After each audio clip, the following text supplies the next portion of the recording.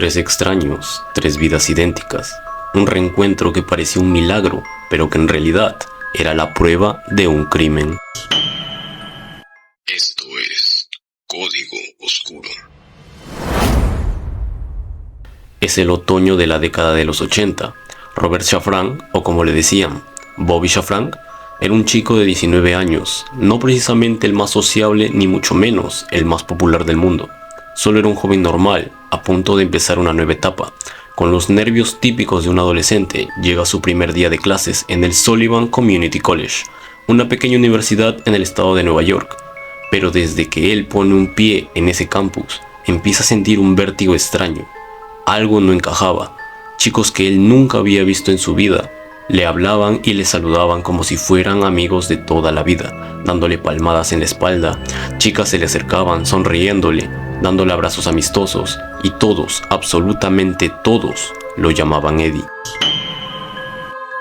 Bobby en este punto ya estaba demasiado confundido. Piensa que tal vez es una broma pesada que le hacen a los de reciente ingreso, así que no le toma mucha importancia e intenta seguirles la corriente. Pero la sensación de estar en un sueño ajeno no se le quita. La cosa llega a su clímax cuando conoce a su compañero de cuarto, Michael.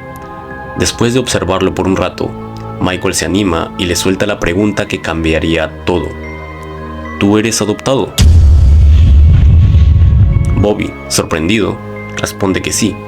La cara de Michael es un poema. Le cuenta que el año anterior su compañero de cuarto era un chico llamado Eddie Gallant, un chico que era su copia exacta, su clon, un chico que también era adoptado y que para rematar cumplía años el mismo día que él.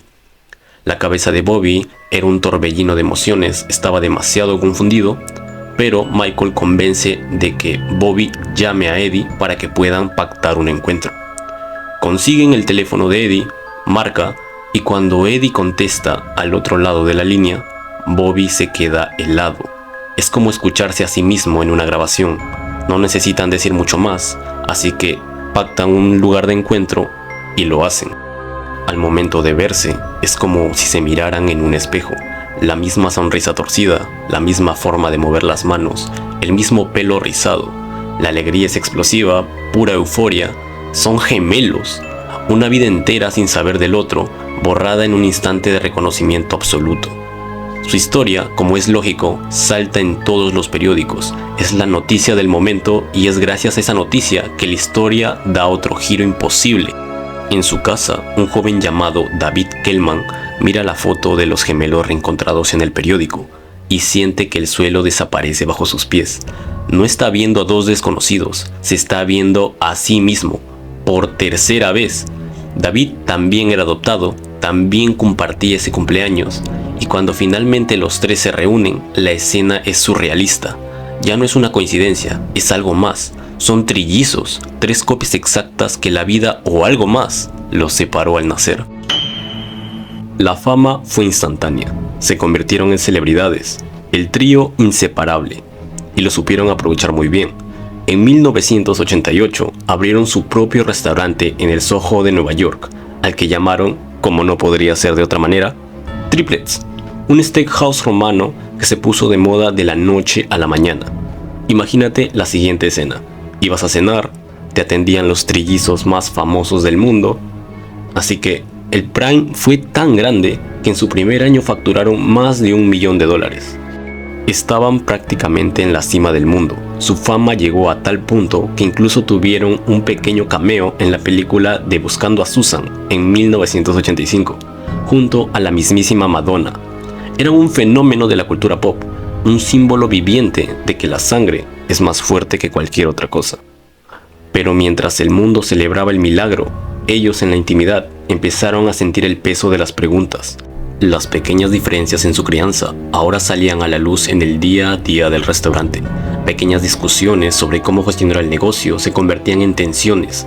Ser los trillizos perfectos 24 horas del día, los 7 días de la semana, empezó a desgastarlos. Sobre todo a Eddie. Especialmente, comenzó a mostrarse más irritable, más inestable, ya que la presión era enorme. Y en medio de todo eso, las preguntas sobre su pasado no dejaban de resonar. ¿Por qué separarlos? ¿Por qué la agencia de adopción, la prestigiosa Louis Way Service, nunca mencionó la existencia de hermanos? Era un silencio demasiado pesado y demasiado sospechoso. Los padres adoptivos, especialmente el de Bobby, no se quedaron de brazos cruzados. Presionaron a la agencia buscando respuestas, lo cual la directora de esta les dio excusas demasiado vagas, que era difícil encontrar un hogar para trillizos juntos, que la madre biológica tenía un historial psiquiátrico demasiado amplio y querían darle a los niños un borrón y cuenta nueva, pero la explicación nunca convenció del todo. Pero los padres solo podrían llegar hasta cierto punto. Estaban chocando contra un muro.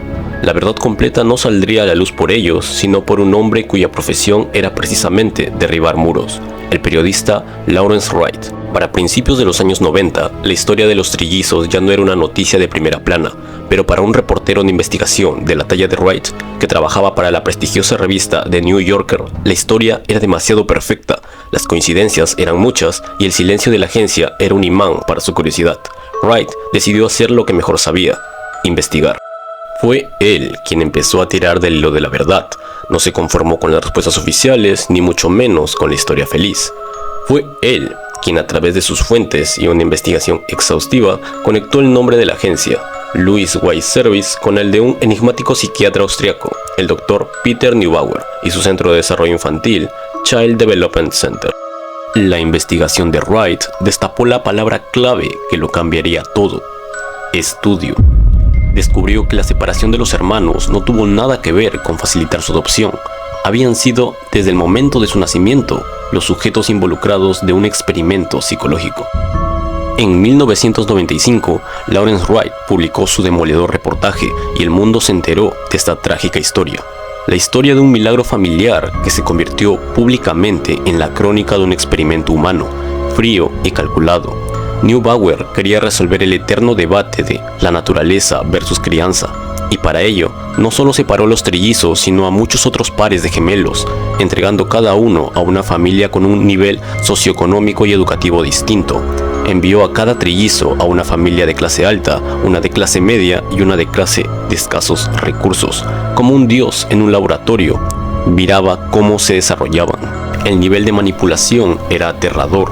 Durante toda su infancia, equipos de investigadores los visitaban regularmente.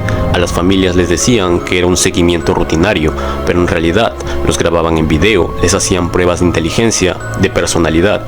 Toda esa data, cada risa, cada rabieta, cada logro era anotado y archivado. Sus vidas enteras fueran un dato para un estudio que nunca pidieron. Imaginen el vértigo de descubrir eso a través de un artículo de revista, la rabia, sentir que tu vida no ha sido tuya sino un montaje. La traición no venía solo del sistema abstracto, sino de personas con nombre y apellido que habían jugado con sus destinos. Este descubrimiento público fue la gota que derramó el vaso para Eddie. Él ya luchaba con sus propios demonios, con una salud mental frágil que muchos ahora creen era hereditaria. La revelación de que su vida era un experimento, sumado a la presión de la fama y a las tensiones con sus hermanos, lo empujó al abismo. La relación en el restaurante se quebró, Bobby se fue y la unidad de los trillizos se fracturó. Eddie entró en una espiral de depresión maníaca. En 1995, a la edad de 33 años, no pudo más. Se quitó la vida en su casa de Nueva Jersey. El experimento no solo les había robado su infancia, sino ahora les había costado la vida de un hermano. La muerte de Eddie fue un golpe devastador para Robert y David. El dolor era complejo, lloraban por un hermano que habían conocido durante 15 años y sentían una furia inmensa contra los responsables de esta tragedia. Buscaron justicia, exigieron respuestas, pero se toparon con otro muro. Peter Neubauer nunca publicó los resultados de su cruel estudio. Antes de morir, entregó todos los archivos a la Universidad de Yale, con una condición: que permanecieran sellados hasta el año 2065. Piensen en eso. Hay cajas y cajas de cintas, de notas, de análisis de sus vidas, de las vidas de otros gemelos separados, guardados bajo llave. Un tesoro de datos científico conseguido a costo de otro humano. La historia de estos tres hermanos no es solo un relato de un encuentro extraordinario. Es un recordatorio escalofriante de los límites de la ciencia, de la importancia de la ética y de las profundas consecuencias de tratar a los seres humanos como un medio para un fin mayor. ¿Hasta dónde estamos dispuestos a llegar en nombre del conocimiento? Y sobre todo, ¿quiénes pagan el precio de esos experimentos que se realizan en las sombras? Lo dejo a tu criterio. Código Oscuro.